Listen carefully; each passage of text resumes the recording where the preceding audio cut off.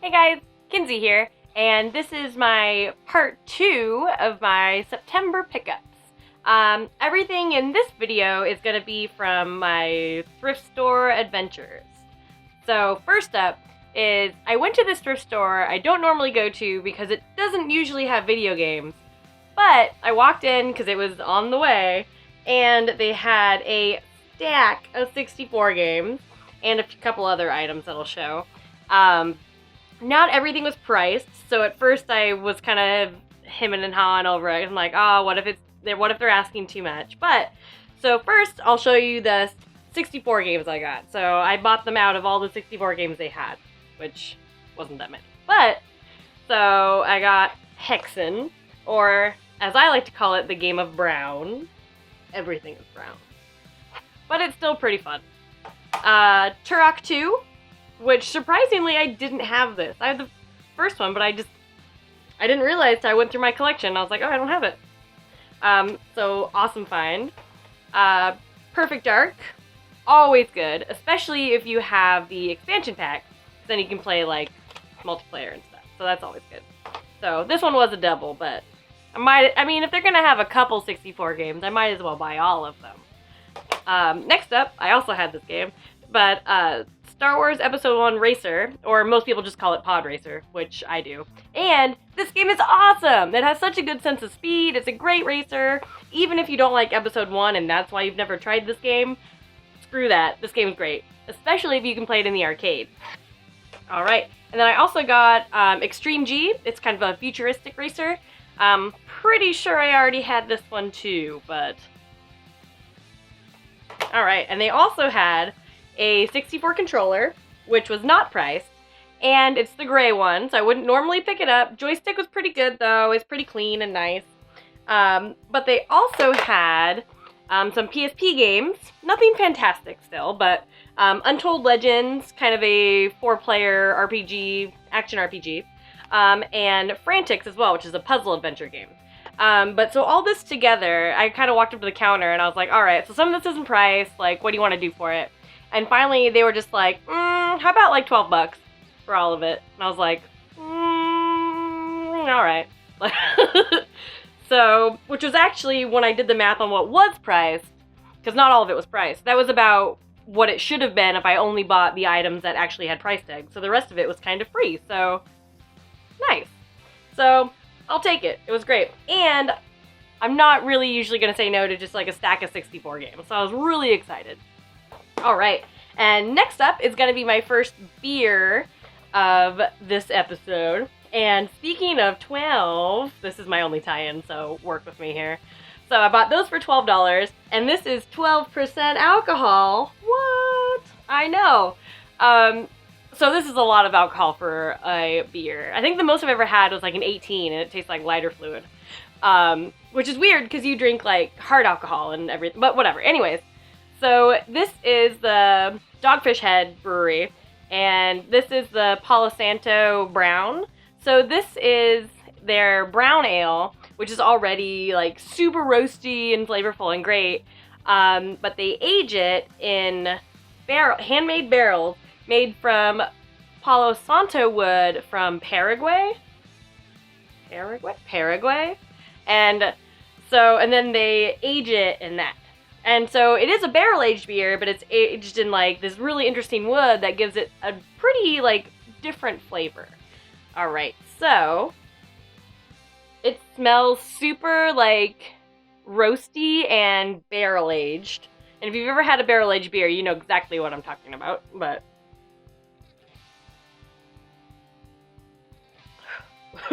So, it tastes 12%. It's a pretty intense beer, because it has, like, number one, the, like, kind of malt beveragey, like, alcohol taste. And then it also has, like, the woody, like, warmth of being barrel-aged in that fancy-ass wood, which apparently gives it a different flavor. Which it does, I think, because normally when you have something that's barrel-aged, it's always in, like, whiskey barrels or wine barrels. So this is kind of an interesting flavor that I can't quite pick out, but I know it's different. And all in all, their brown ale is already really good.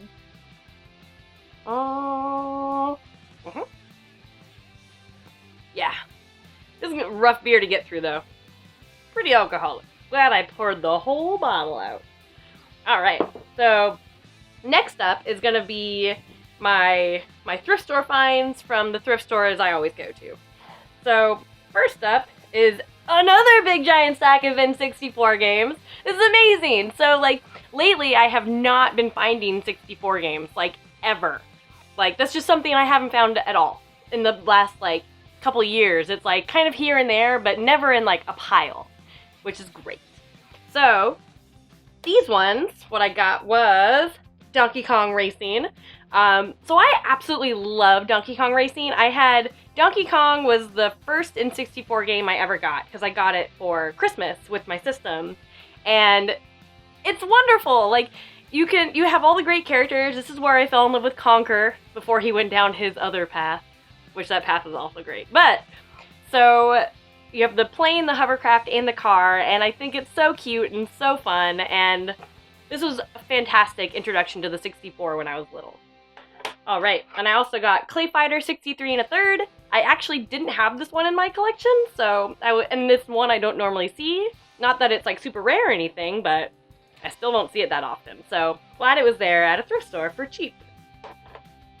Alright, and probably the gem of this pile, yeah, Banjo-Tooie.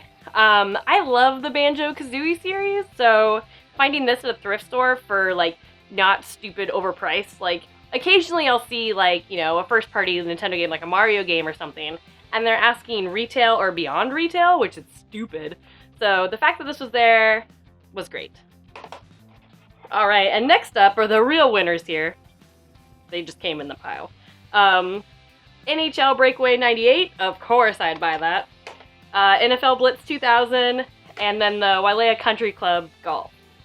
So those were also in that stack, so why not when they're super cheap. And, you know, I'm thinking about going for a complete 64 set, and normally I pass up sports games when they're retail prices. But, you know, if they're like, you know, $1.50 or less, I might as well just get them if I'm getting a whole bunch of other stuff already, so. Because a lot of them I don't have just because I pass them up a lot of the time. Alright, so next, so this one I'm really excited about. And I'm really excited that it's at the thrift store, and I'm really excited that it's in the box, and I'm really excited that it's so beautiful. So, it's the Star Trek 25th Anniversary for IBM. And so, this game, I played it when I was little. It's the Star Trek adventure game. It's so cool. I have really, really, really fond memories of playing this, even though, like, when I was playing on my Tandy back when I was, like, 6, like, I don't know, like, you're of that age where I don't remember a ton of the games I played, but certain games definitely, like, stick out in my brain, and this is 100% one of them. And, I mean, back in those days, I just had a lot of, like, copied discs and whatnot. But, so having this, like, in the box and beautiful is awesome. Alright, and next up, I found some guides, which I've started looking for those a lot lately because I've had such good luck finding them. So I got Pokemon Diamond and Pearl. Pretty sure I already have this, but it was like $1, so yes. Alright. Final Fantasy 12. I don't think I have this one. But again, it was like $1 or $2. Not in bad shape. Final Fantasy 12 was actually not bad, because I feel like Final Fantasy has kind of gone down a slippery slope of horribleness. 12 was pretty good though, and not having this, I'm glad I do now. Alright, and then finally, Final Fantasy 7. I played this game when it came out, I loved it, but the guide I had when I was little, which is destroyed by the way, was the PC version. So, because my grandma got it for me, and she didn't really understand the difference. Yeah, but it's really not that different. It's more just the controls and telling me where things were in the menu wasn't always right, but. So now I have this one, yay! Alright, and next up is going to be another beer. So this is going to be the Black Raven Coco Jones Coconut Porter. And so this is like a really awesome, robust, kind of caramely, chocolatey porter, but then they age it with some coconut. So, sounds good to me already. because I love porters.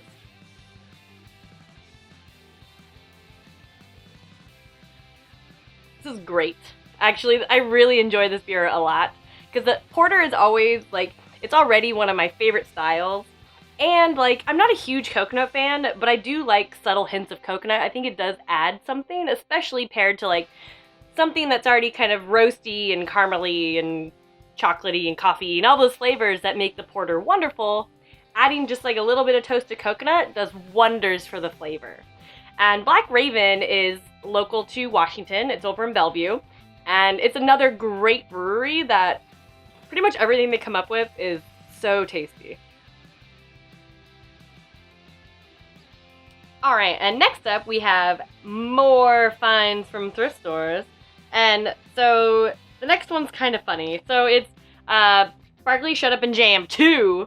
But the reason I bought this was because I was just, so we needed to walk off some drinking from a beer festival. So went to Goodwill and walked around. And I saw this there, and it was the only game I really saw. And it was, like, beautiful, like, it's like people never played it, ever. And, like, I don't know, I got, like, weirdly drunk emotional, and I was like, this has to come home with me, it's so beautiful. So I bought it. And I think it was even more than I wanted to spend. It was, like, $3.99 or $4.99, but, I mean, it's a complete Genesis game that's beautiful. It has all the, like, has the instructions, it has, like, the card you can mail in and let them know you bought it, like, all that kind of, the registration card and stuff. Like, it has all that in here, so I had, like, a wave of nostalgia, and I couldn't leave him behind.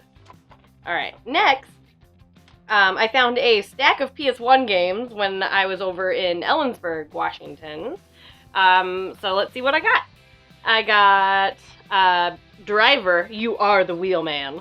The Driver games are all really fun, so might as well pick it up. And I actually don't have a ton of PS1 games, so I'm starting to build up that collection a little bit more when I see them for, like, $1. Alright, so Driver. And then I also got Tomb Raider 3. I actually don't have this one, so I have the first two. So got this one finally for cheap. Syndicate Wars.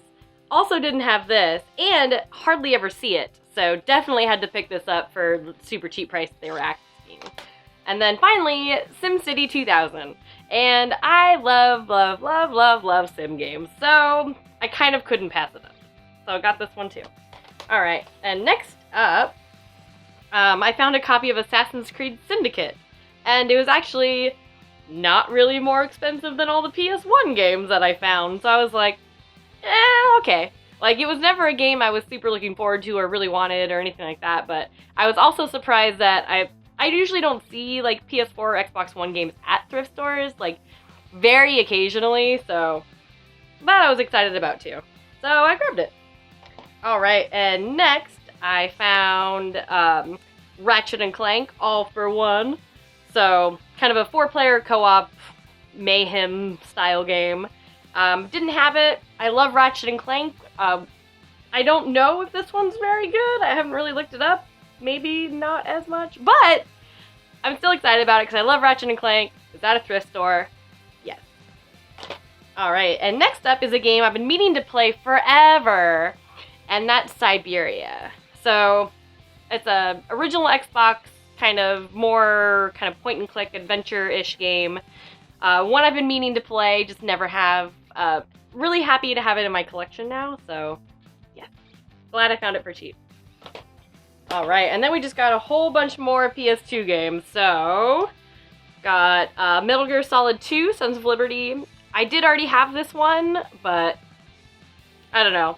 Sometimes when I just see a pile of games there, and when they're not too crazy, or if it's like that tag day, so they're all 50% off, or they're all $1.29, or whatever, I'll probably still buy it. So, Metal Gear Solid 2, I got Sly 3, Honor Among Thieves. The Sly games are all really fun little platformers.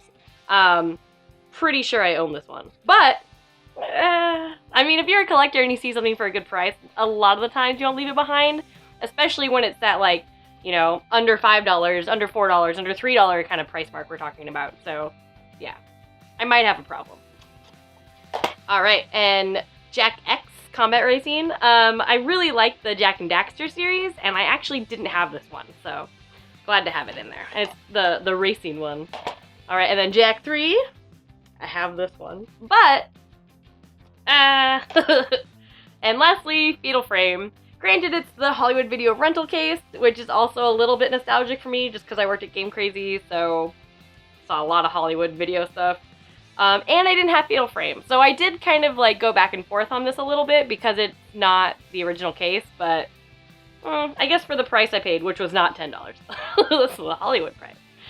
For the price I paid, still had to grab it, so glad to finally have this in my collection. Because normally when I see like any of the Fatal Frame games, like they're a little bit more than I want to spend. So, I mean, $1.99 or whatever, perfect price tag.